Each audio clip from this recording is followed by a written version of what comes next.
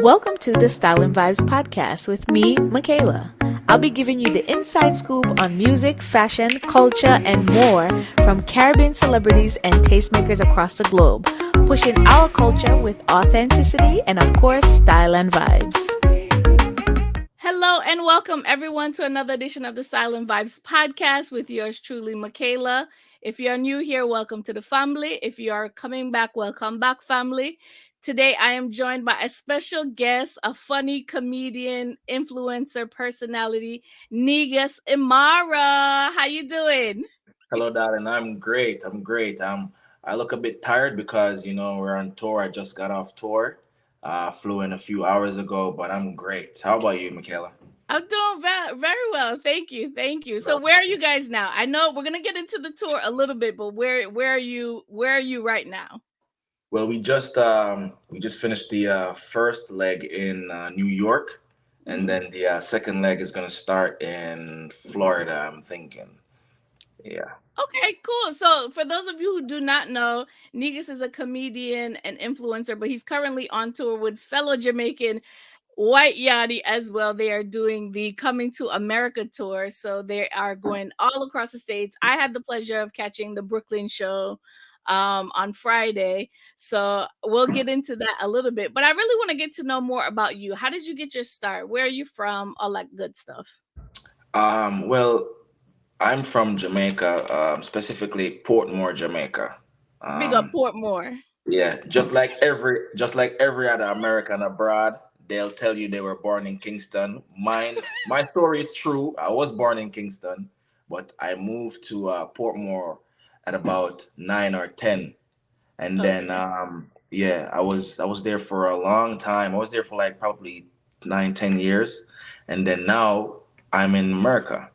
Um, I am now based in Atlanta, a great state, Atlanta. It's lovely here.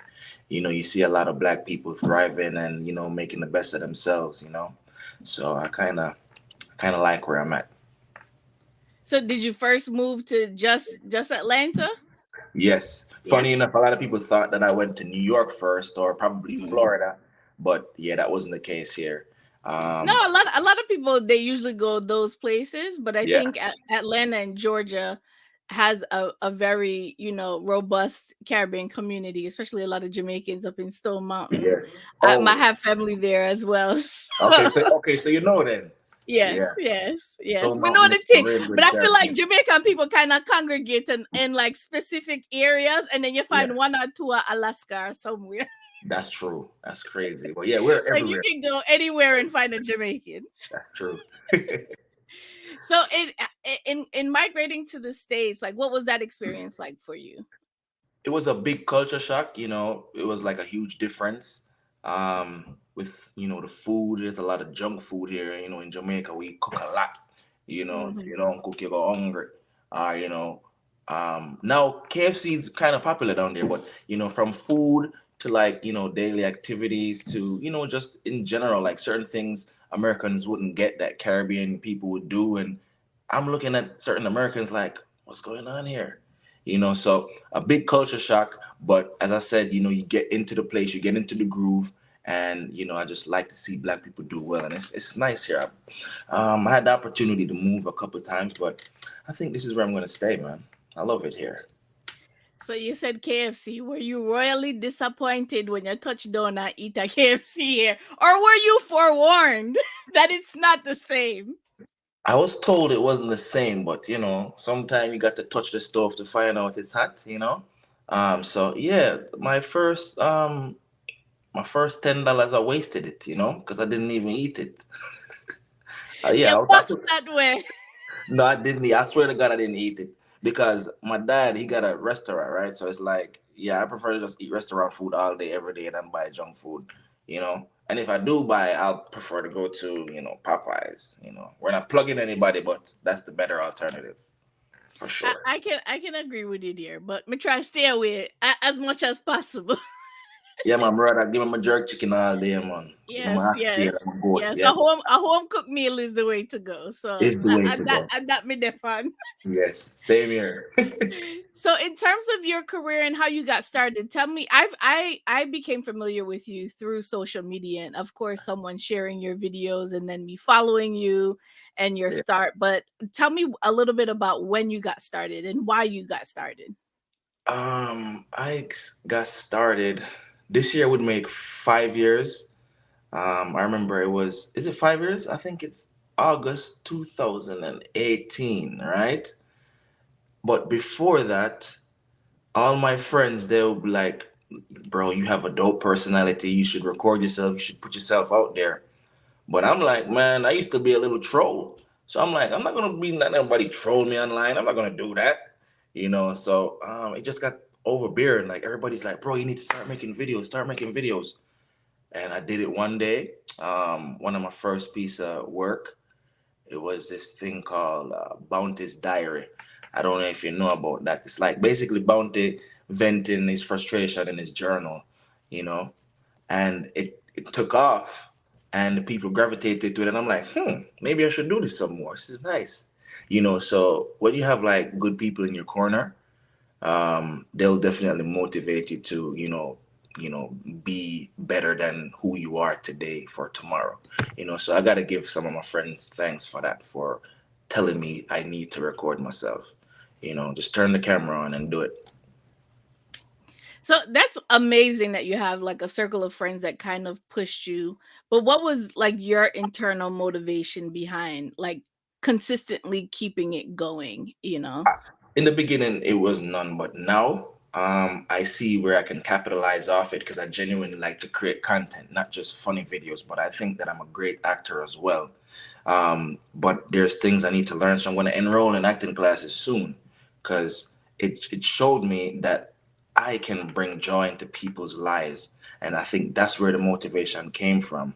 I have people telling me, "Oh man, I had a crazy ass day today. Like you brought joy into my life," or I was having negative thoughts to where I wanted to self harm, but I go on your page and I watch all your videos, and it's like it's not an instant fix, but a band-aid on a wound is pretty nice sometimes. So just bringing joy into people's lives, man, and I think that's what keeps me going. You know. So I think it's amazing you get to experience the feedback in real time. But I'm sure, like you said, you like I was a troll. How do you manage through the tough criticism? And all yard people still we well criticized people and have enough things to say, and we're not afraid for talk the things them. So how do you manage through a lot of that trolling and negative comments? In the early stages, it used to get to me a lot to where we'll go back and forth all day every day. I gotta get the last word in. Oh, you think I'm not funny? Screw you, or you know what I'm saying? Just like frivolous banter back and forth. But I don't know if there's a little thing between Elephant Man and I where he probably took offense to some of the material I created with using his voice, and he blocked me. So I learned from Elephant Man to just start blocking people. Boop. It just takes one block. Boop. And then 5 minutes, you don't remember them anymore. So I just block you. Boom. No questions asked. Black and delete and just Block move on. and delete. I think that's definitely a good strategy, especially because you have so many people and you want to feed the energy of what is positive rather than what is negative. Yes. Um, so have you always considered yourself? I heard you refer to yourself as a content creator, but have you always referred to yourself as a comedian? Yes, I did. But then I realized I'm putting myself in a box when I do that. I'm only here for giggles. As I said, I think I'm a pretty good actor as well. I show a lot of emotions in my videos. I don't just, you know, stare there blank whenever it's time to probably shed a tear. No, I literally go into characters, like deep into characters. So I take it very serious. So no, I don't really call myself a comedian anymore. I prefer to say content creator because I create various types of content, not just comedy, because I got a podcast as well. Um, and I have a segment called Negus Speaks, where I do like I review things, I review social commentary, I talk about what's going on. I haven't been doing that lately because I've been super busy, but yeah, I don't just create funny videos. I'm trying to branch out into bigger things, but I'll still make you laugh though, for sure. Well, keep that coming. But I think it's important to have grow. You're growing within a particular space, and I Oh think yeah. it feels like you're growing and surpassing your own expectations for yourself. So, what do you now that you're on tour? Tell me a little bit about that experience. And is this your first time touring? And have you done stand up in front of crowds? Like, what has that experience been like for you? It's been so crazy, right? All right, so let me say this real quick. We just want to big up, West Hype. We just want to big up Juice Comedy. Um, it's great because let me tell you why. I was given an opportunity to display some other talents, right? Um, I've been doubting, I wouldn't say doubt because I never tried it. I was anxious, I was kind of afraid to try to command a room. And West Hype, Juice Comedy, White Yardie, they saw potential in me, right? Because they came to Atlanta to do a show and they gave me like a 10-minute segment, which I rocked it. My first time I rocked it. And they were like, all right, there's something here. We can work with it. We can mold this. And so said, so done. Juice Comedy, West Hype, White Yardie, they gave me an opportunity to go out there. And it's my first time actually doing stand up. And I'm actually on a tour doing stand up. That's the crazy thing about it. And with every show that I do, they tell me that, there's great improvement. But when you can literally feel like you're improving your craft, like every minute I'm on stage, I'm getting better and I can literally feel it. And I'm lost for words right now, man. I'm still shocked. I'm still shocked. It's like we did what, 14 cities? No, like 12 cities, 14 shows. You know what I mean? And it's been crazy. And I'm super grateful for the opportunity. Big up Juice Comedy. You don't know.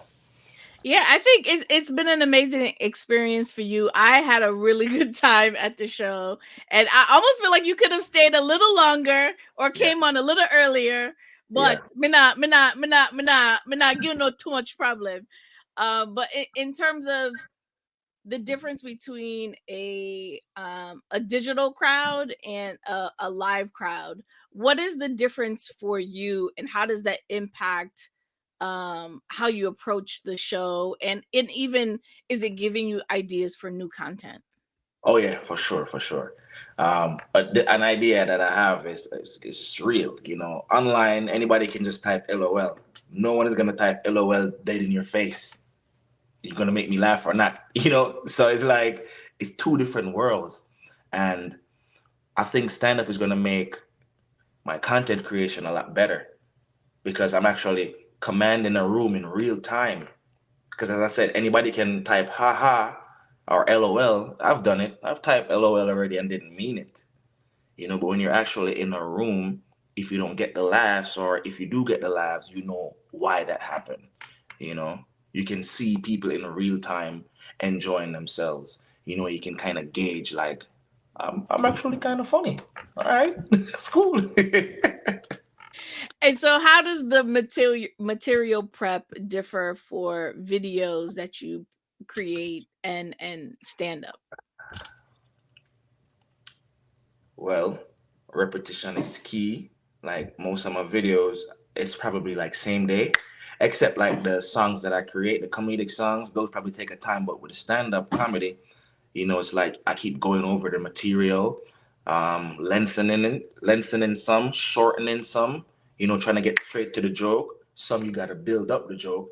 But I think I'm more repetitive when it comes to stand up because I'm trying not to forget my content when I get on stage. Plus, I'm nervous, so I gotta like keep repeating it, keep repeating it, keep repeating it. And as I repeat it, I edit and the stand up material I started out with, I don't have it all right now. Right now, it's some of it, but most of it is new because I know what didn't work then and I know what works now. So I just kind of it every time I go on stage, you know.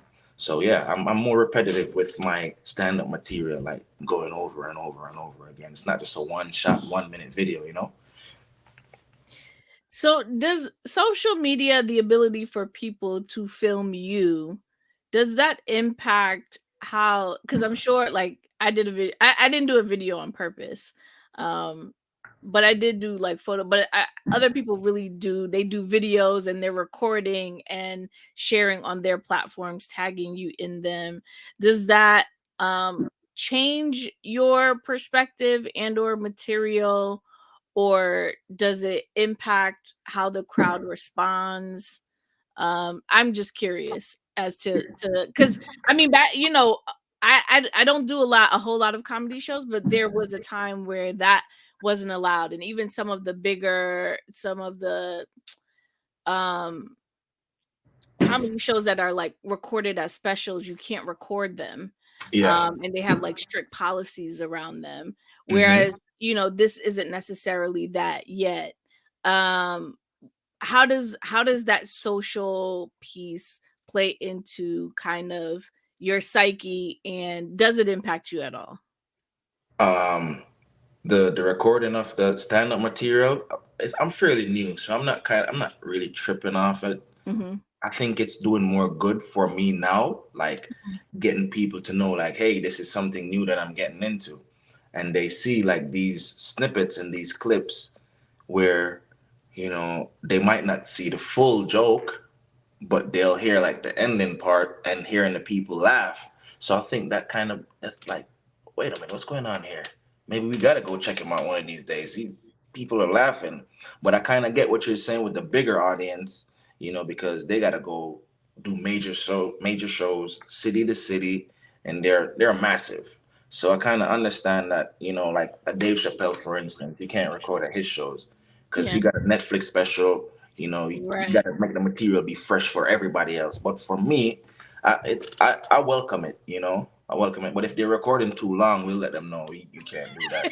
You can't do that. You can't do that. You're gonna mess it up for the next city. Yeah, there's some people recording it live, whole thing on streaming on Facebook, and I'm just like, you're not gonna enjoy the show that way. So, but I don't know. I don't subscribe to it, but I have seen it, so I was just curious. For It happened. It happened. It happened in what was it again? It happened in a New York City. I don't remember which one exactly, but the guy was like recording for like 30 minutes, and he Yeah, put it that's up. like the whole I'm like, show. this guy is a loser. It only had one like though, so anybody tripping, Yeah, nobody like. yeah, yeah. That's true.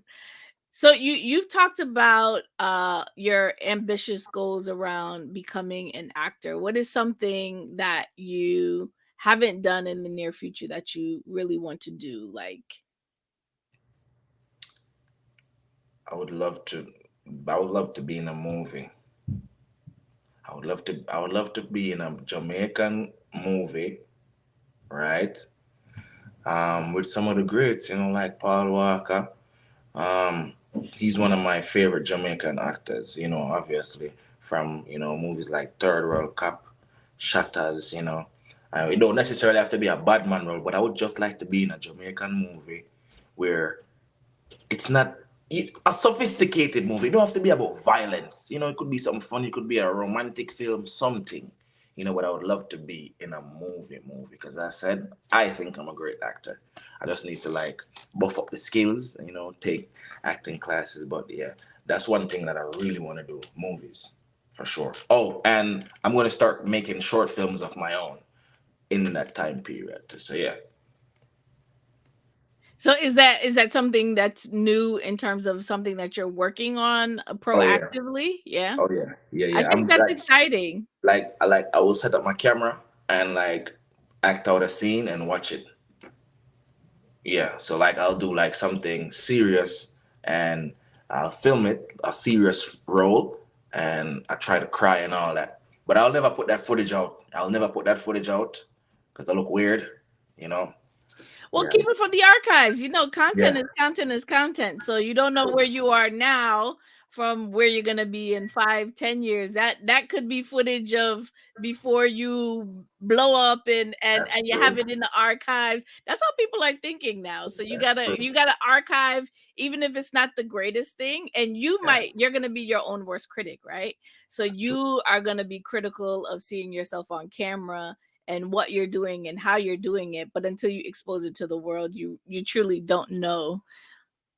And the reason why I'm doing it is because Tyler Perry Studios isn't far from me. So I want to make sure, like, I get as sharp as possible because I'm going down there to go audition for every part they got. That's the hustle part of the acting. And tell me a little bit more. You mentioned Tyler Perry Studios, but who are some of your inspirations? You named Paul Campbell. Yeah, Paul Campbell. So outside of Jamaica, um, what's his name? Eddie Murphy. Mhm. Um, who else? Wesley Snipes. I like, it's a bunch of black actors. Denzel, you know, and I just picture myself being just as great. But I would love to be in Jamaican films because I think Jamaican film industry has a lot of potential, a lot. Because if you look at Netflix, you see a lot of international films, right? A lot of international films, and I think that Jamaica need to be right there. So if I get some American roles, that's cool, but Jamaican, we need some Jamaican films and some Jamaican roles for So sure. as you speak to that, you could, you're based here, and you could have that interest of doing other types of media, but you're very focused on Jamaican culture. I love it. But Yeah. why have you doubled down on um wanting to represent the culture in that form? Because as I said, there's a lot of potential. There's a lot of room for growth. Jamaica put out some classic films, and since those nineties films, we haven't really gotten anything else that's hard hitting. You have a lot more films that came out of Jamaica, but they're not as hard hitting. They're not like classics, you know. Um, Jamaica and being on tour with Yadi to like, I didn't I wouldn't say Jamaica don't have the potential, but not seeing it or going to comedy shows and stuff like that, I never realized that people will move for their culture when it comes to stand up. And I go city to city with Yardi and I see like sold out shows and I'm like, what? I'm like, yo, I never expected to see like 250. And they do shows that are like 1,000 in audience too. And I'm like, whoa. So there's a lot of potential there, a lot. And we talk about it on the tour. Like, listen, we need more representation. Like, we need more stand-up comedians. We need more people in the Jamaican space where just displaying their talents on these platforms like Hulu, Netflix, all over. And I just think that if we contributed more, and because we love drama, and if you look right now, a lot of these content creators, they're dealing with drama, nothing to really push the culture forward. Remember what you said earlier, deal with the gossip on them, some of that. That's music to my ears. I'm not with that either. I'm with real solid talent and respect every creator, whether they come from Jamaica or Caribbean. Big up yourself if you're really talented and trying to push that out there. It takes a lot to just not go with the flow, man. Being original, it takes a lot. Most definitely. And I think that that's important. But I think it's good for you to kind of really see, like, Caribbean people, Jamaican people in particular, we can go anywhere in the world, and people, you say you're Jamaican, and you're like, and people they automatically have a connection with you. I've never Yeah. gone anywhere where I felt out of place, or like I haven't said I'm Jamaican. So it's a ambassadorship that, unbeknownst to us, we carry. Yeah. And I think that, we have so much potential, but a lot of times, like you said, if you're not seeing it and experiencing it, it's hard to kind of wrap your head around. So it's almost like when you come out of Jamaica, you really see the potential of the culture's equity. Mm-hmm. and you want to kind of utilize it and push it, because there are so many people who are using it and abusing it in a way that we're like, huh, where this person come from, or like I don't even know what where this person is, or it's kind of just for a hit and it's not about the culture. So I'm all for like gatekeeping and supporting, as we grow within our own, but we need that Yeah, group we to need do to. that as well. Yeah, I agree. We need to, because when you look at these Jamaicans in these American movies, I'm like, yeah, right. Who's this? Yeah, man. Yeah, man. I'm like, we don't speak like that, bro. Who the fuck so? Like Who with the the part, fuck? yeah, man. Yeah, That time first line, yeah, yeah, man. man. Yeah, man. Like, come on, man. And it's not even M-A-N, M-O-N. Yeah, man. Man, you can get out of here with this bright face thing. So what are you really looking forward to? You're still on the tour itself, but as you go through, like, and almost as this comes to an end, like, what are you looking forward to? What's next for you in your career? I'm looking to do my own tour. You Hmm. know, I'm looking to do my own tour. So it's like I'm soaking in all the knowledge that I can from Yadi right now, like Hmm. soaking in everything from Wes as well. Like Juice Comedy, like seeing how they run things behind the scenes and in front of the scenes. I'm like, it's hard, but it's doable because they're doing it. Hmm. So like to see and watch them, I'm like, I'm learning how to, you know, contact venues and all of that. I'm learning, delivery, learning timing, stage presence, stage dominance, eye contact with the crowd, going through making sure everybody is being seen and not just focusing on one side of the room or in the middle or to the left. Like I'm looking at everybody. So I'm learning every single thing, and that is slowly pushing me to do my own thing, because even Yadi said you're gonna be ready to do your own stuff soon. Like I'm learning so fast. I'm learning so fast, and I think doing so many shows back to back, it's helping the craft incredibly. And by next year, I should be doing my own stuff. So after the tour, I'm gonna be doing like open mics here and there. I'm gonna take some more hosting gigs. Hmm. Whoever got comedy shows going on, you let them know that I'm here for bookings. Just getting skill with it. So I'll say next year I'll be doing my own tour or some shows here and there. What is it like, just having a supportive circle? I don't think we talk enough about that.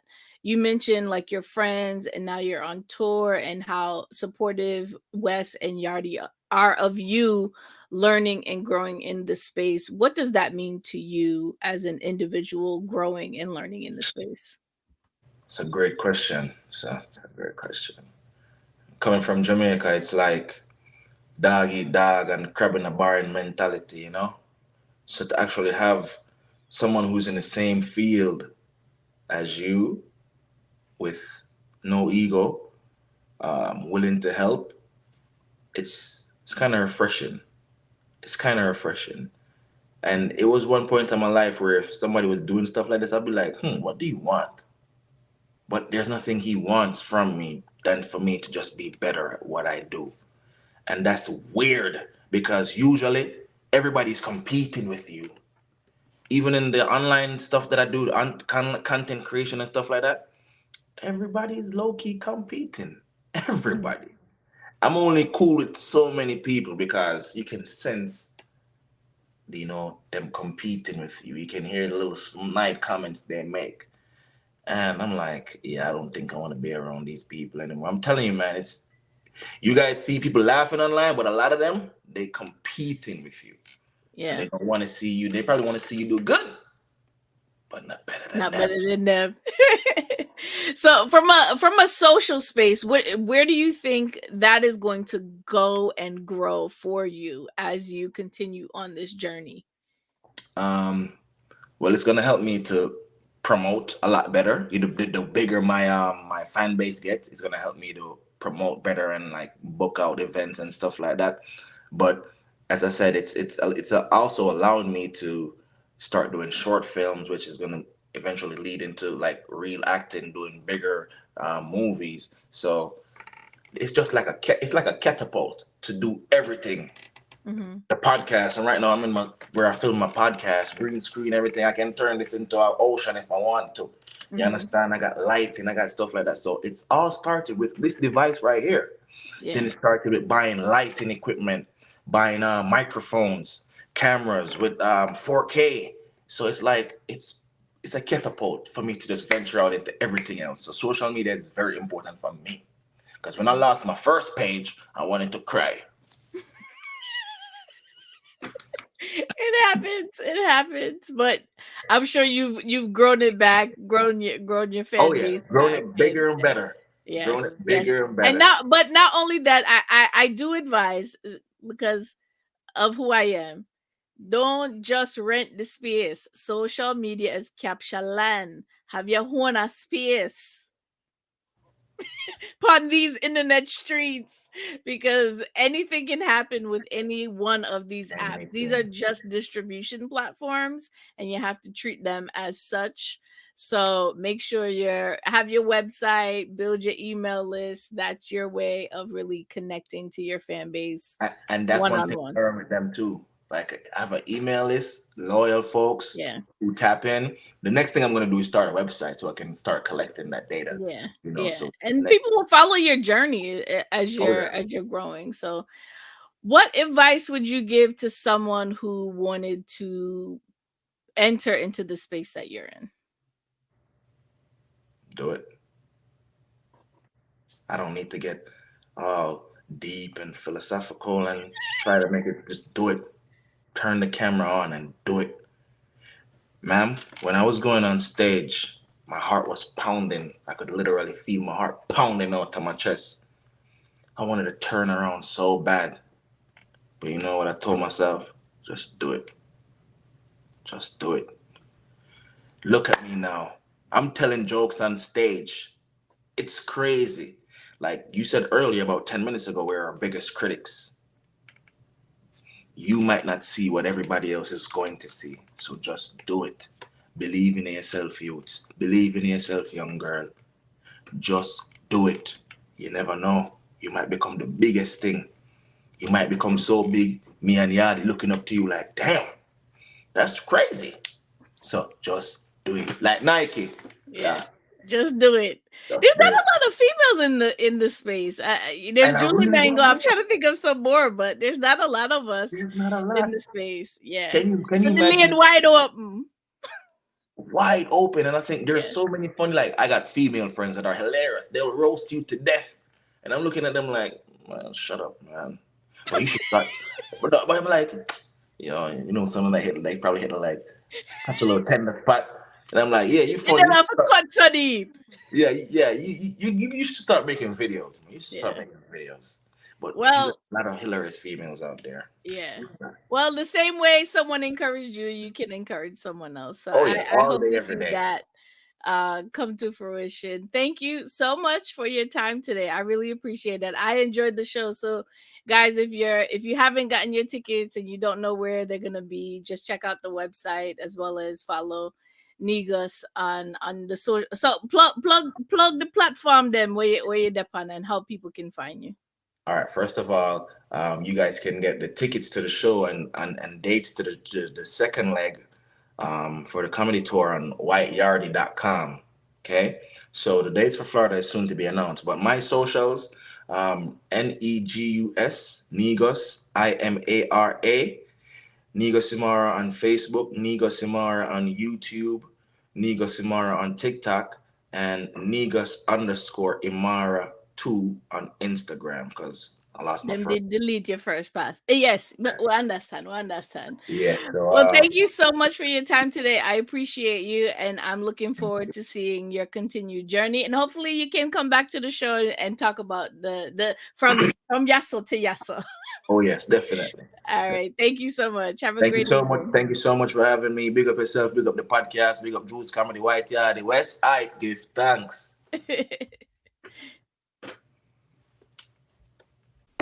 Thanks for listening to the latest episode of the Style and Vibes podcast. If you like what you hear, and I know you do, share it with your friends and family. If you want more, make sure you visit styleandvibes.com and follow us on our social channels, Twitter and Instagram at Style and Vibes. Until next time, Leah Tummy Peeps.